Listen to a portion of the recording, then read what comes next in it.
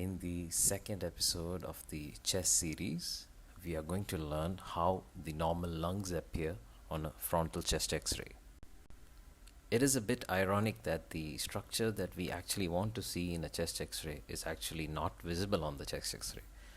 Lungs and the airways and the air spaces are not seen on a chest X-ray in a normal patient.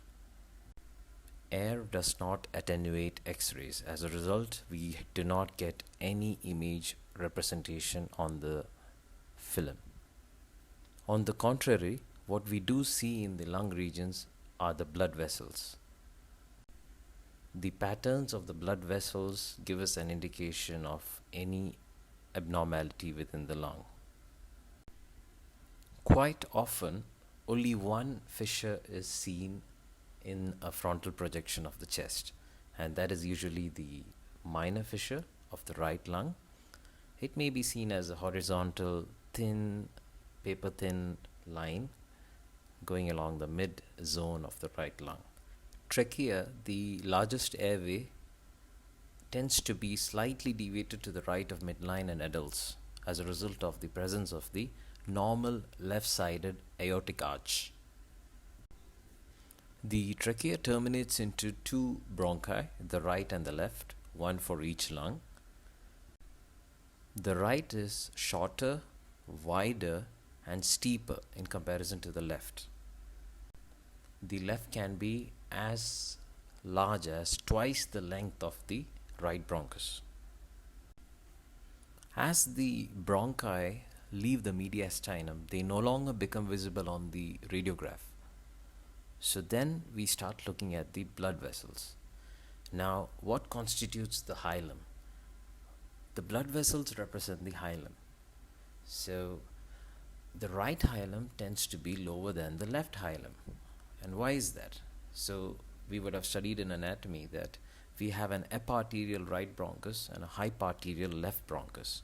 So what does that mean?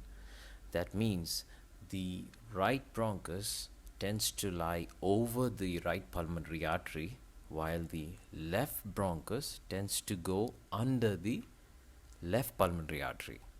As a result, the blood vessels represent the hilum on a radiograph. So the higher left pulmonary artery is responsible for the left hilum being above the right hilum.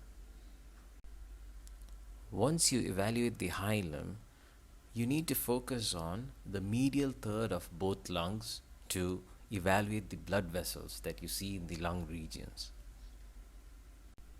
One point to keep in mind in an erect radiograph is that there will be an apicobasal gradient in the density of the blood vessels. With gravity acting on every part of the body, you expect the blood vessels to be larger towards the bases. So when I say pulmonary vessels, I mean both pulmonary arteries and pulmonary veins. So is there a way in which we can actually distinguish the pattern on a radiograph? Now, there's a difference in the lower lobes and in the upper lobes. So when you look at the mid and the lower zones on a chest radiograph, the prominent vessels that are seen going in a vertical direction caudally are the arterial vessels, while in the mid and the lower zones, the vessels which you see moving horizontally are the venous channels. However, in the upper zones, the pulmonary blood vessels are indistinguishable because the veins as well as the arteries have a vertical course. Nevertheless, the arteries tend to be more medial and the veins lateral to them. Textbook recommended range of transverse diameter of the right descending pulmonary artery or the right lower lobe pulmonary artery is a range between 9 to 16 mm. Now, this is a reasonable guideline with which you can have an idea of what might be the normal size of a descending pulmonary artery.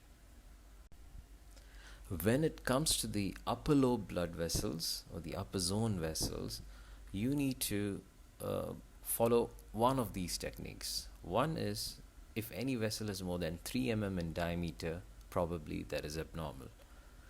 Another way to look at it is to see that every blood vessel in the lung is accompanied by an airway. If the blood vessel is 1.5 times the size of the accompanying airway, that is abnormal. To summarize this session, seeing no lung on a chest x-ray is a normal chest x-ray. In the next session, we will have a look at what are the normal structures in the mediastinum. Thank you for listening.